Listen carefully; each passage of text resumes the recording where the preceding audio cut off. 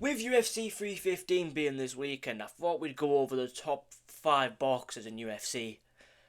Because I think with Jack Della Maddalena being in the main event, and obviously we know his boxing is really high level, I thought it'd be a great time to talk about the top 5 boxers in UFC, even though I hate when people do this. Like, who's the best wrestler in UFC? Like, it's mixed martial arts. But when it comes to pure boxing in UFC, there are some fucking really good guys at it. And yeah, we'll get into it. So, number 5. Brandon Moreno, and I think he's pretty underrated as a boxer. Like, this guy's jab is so fucking long. Like, he's practically cheating. He should have his arms cut off at some point, you know what I mean? Like, he's got a 72-inch reach for a 5'5" human.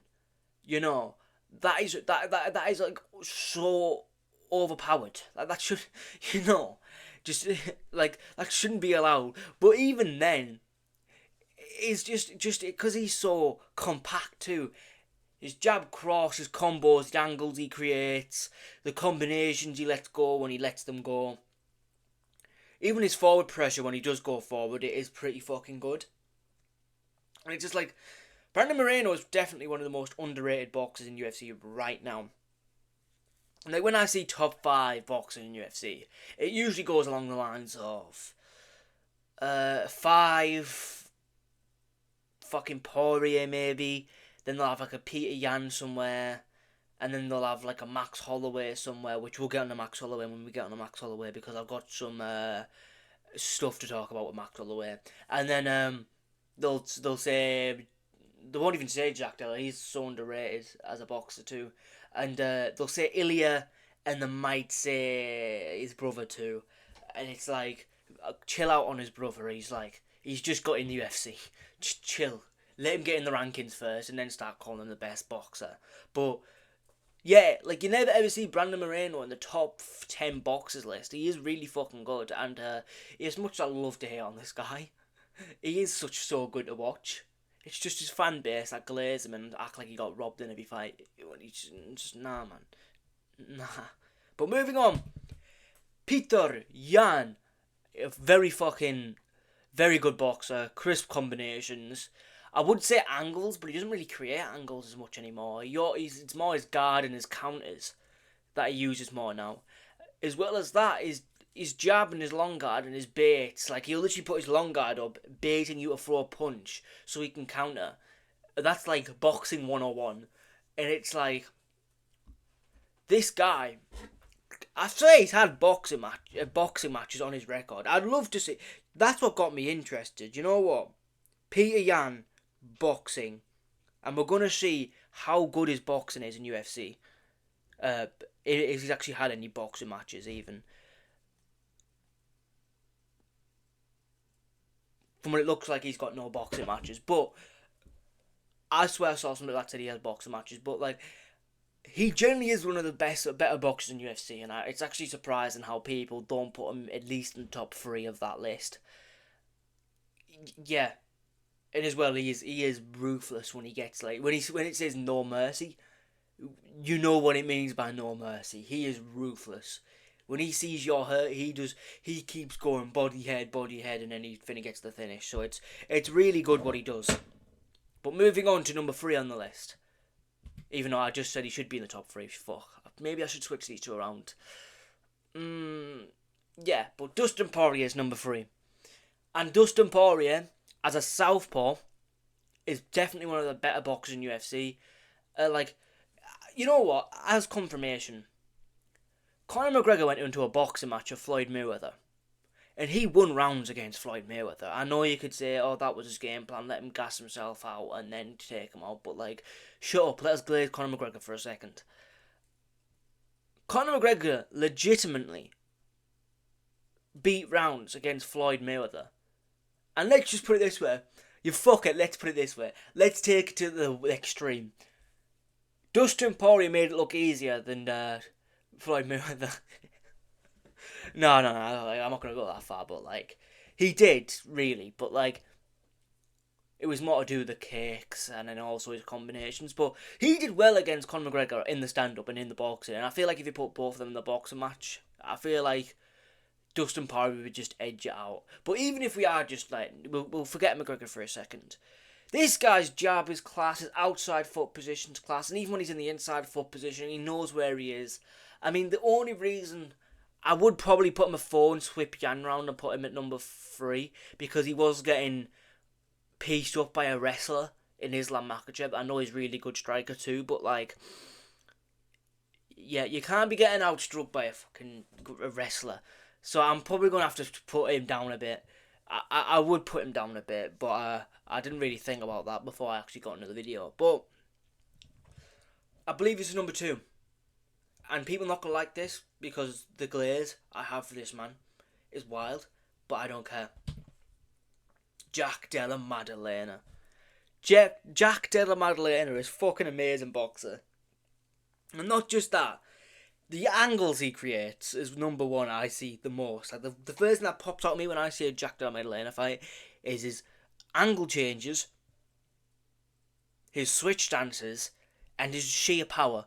Them are the 3 things that stands out to me. As well as his jab and his high guard. It's very tight high guard. That makes him look a bit like he doesn't know what he's doing out there until he actually gets his shit going.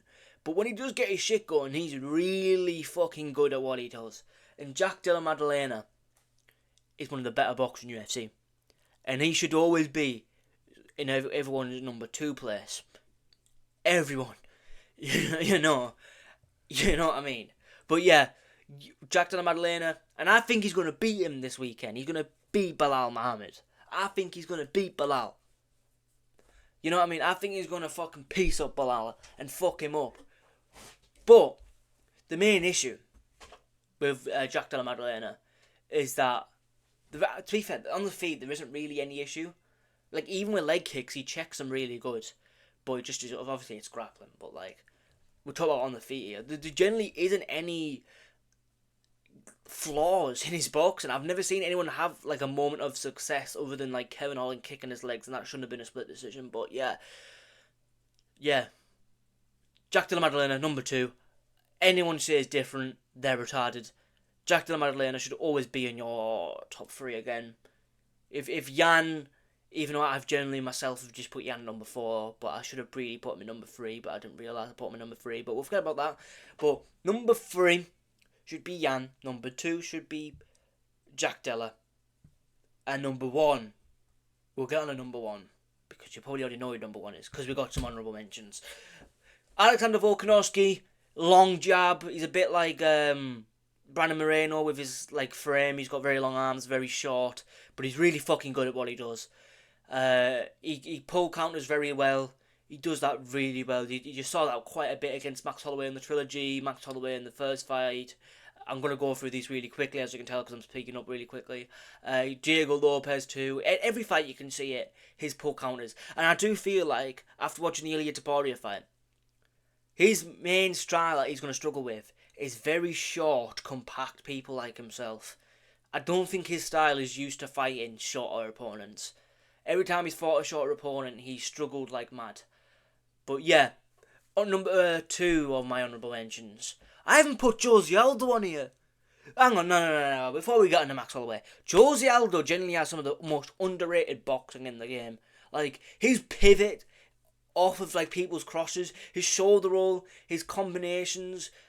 He needs to kick more, like, because that like MMA, it's not boxing, like I've said before. But like, he should be on this. Realistically, I think I'd actually argue him in the list, but I don't know. Maybe that's my bias coming through him. But hang on, let's get back to the honourable mentions. Even though Aldo's an honourable mention, I forgot to add. Max Holloway.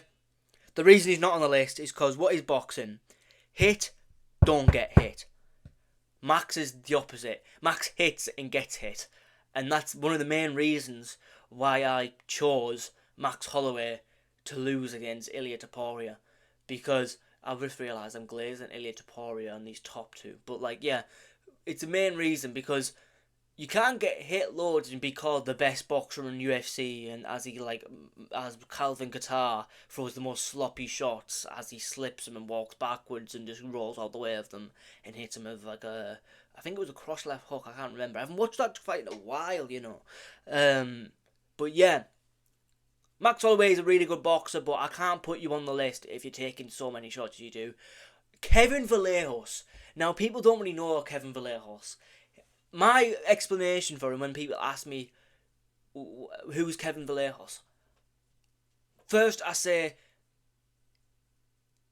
he was on the Contender Series and he almost beat Gene Silver. Second, I say he's pretty much the Argentinian Ilia Topuria.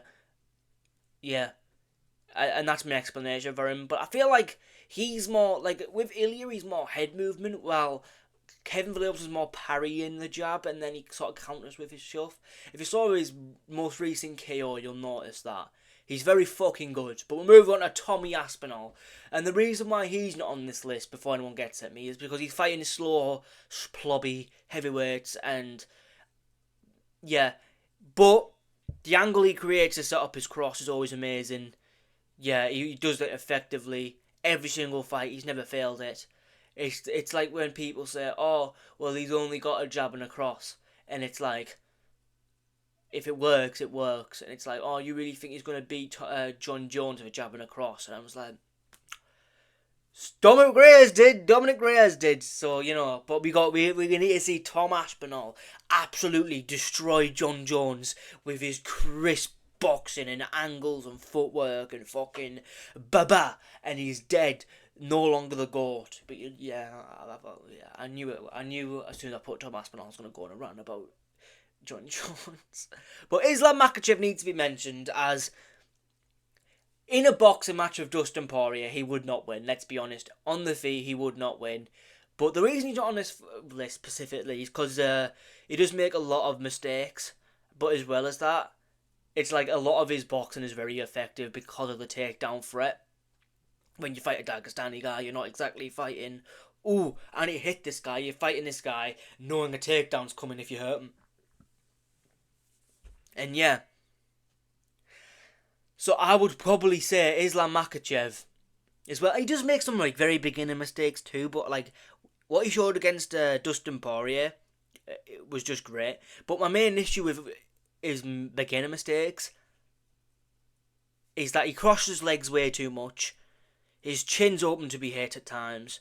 Very flamboyant. He does drop his hands quite a bit. I know you can say Jack Della does, but like Jack Della does that in the pocket where it's like it's gonna happen. There's nothing you can do. While Islam Makhachev's dropping his hands with a jab cross at range.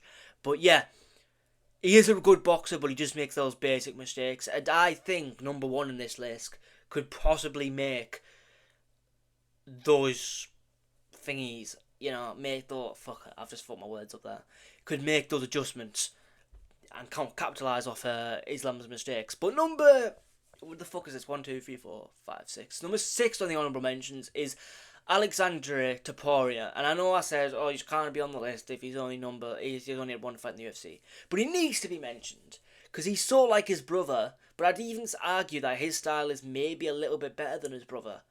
Like, he mixes in the wrestling a lot, even though it's a boxing list. Why did I say that? His jab is amazing. He's a fucking bantamweight, isn't he? So, with his jabs amazing, he slips really well. He probably slips better than Ilia. Like, I'd say Topuria generally looks more like a boxer than his brother does. His brother looks more like more of an MMA boxer, let's put it that way. While Alexandre Topuria looks like he's genuinely done boxing matches and actually like converted over to meh. Another honourable mention, Jeff Neal, the most underrated boxer probably on the fucking list entirely. This guy pieced up the champion. You know what I'm saying? This guy beat up the champion. I made him bleed and punched his fucking head in. But yeah, even then, it's like, the only thing with Jeff Neal is that he's a bit stupid at times. Like, there was moments in the Ian Gary fight where he'd break the distance, and instead of keep going with your long combination, he just let Ian Gary get away, and then obviously Ian Gary runs away, kicks his legs, you know, the fucking worm. The absolute cook worm bitch. I hope he doesn't get a title shot. But, yeah, Jeff Neal needs to be mentioned. Arnold Allen is on the list. And he's a southpaw too, I think. I'm pretty sure he's a southpaw too. I think he's a switch stance, actually. I've seen him in both stands. But Arnold Allen is really fucking good at boxing. Like, I don't know what it is with the UK guys, but they all seem to be like really good boxers, like Tom Aspinall, Arnold Allen. I know not Paddy, but yeah, even that. What's he called? Nathaniel Wood. He's a pretty decent boxer too. Um, but yeah, Arnold Allen is really fucking good at what he does. Yeah, and he's like obviously in either stance he always gets his outside foot position. You know, he's mainly a southpaw. I'm pretty sure of it, but he's that outside foot position.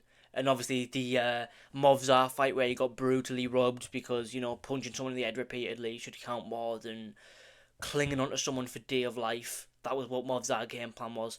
Cling onto this guy like a fucking super glue. And yeah. But moving on. Joshua Van is a flyweight. His boxing's crisp. That's all I can say. Joshua Van. If you know MMA and you don't know Joshua Van, you can't call yourself a hardcore fan. But Joshua Van, I don't know if he's in the rankings yet. He will be in the rankings soon, and then you'll know him. And he is fucking good at boxing. That's all I'm saying. But number one it is. So number one best boxer in UFC is Bilal Muhammad. This guy, I can't even do that as a joke. It's not Bilal Muhammad. It's Ilia Topuria. You probably already guessed it. Ilia Topuria is the best boxer in UFC. Yeah, he just is the best boxer in UFC so far. He's the most success as a boxer. Long combinations, his slip right hook, without getting caught with a knee or a head. Well, he did get caught with a head kick, but he developed it really well to not get developed with a head kick. And it's like, I do feel like, and this needs to be mentioned with Ilia Topuria, people mark that head kick way too much. Like, he's definitely seen that, and he knows people aren't going to catch me with that head kick again. Like, I don't think the way to beat Ilia Topuria is catch him with a head kick. I generally think the way to beat Ilia Topuria is catch him. You've got to on the feet catch him. Obviously, take him down. That's a different story. But with Ilia Topuria, we know his style, don't you? He counters the jab really well. He always walks forward, pressure on the cage, long combination, and then you're dead. Obviously, his power shot. I'd honestly love to know how Ilia's power is so destructive, because it really is. Like the way he killed Volk, the way he killed Max Holloway. How good is fucking Josh Emmett's chin, by the way? Fucking hell. The way he dropped and then submitted Bryce, and then the Jai Herbert knockout speaks for itself. And that knockout, I know it's Jai Herbert and he's most chinny guy in UFC, but that Jai Herbert knockout really makes me believe. It really makes me believe that Ilia's going to have more power moving up, even though I've got a feeling he's not, but I really think he's going to. But yeah, that's the video. Like, subscribe.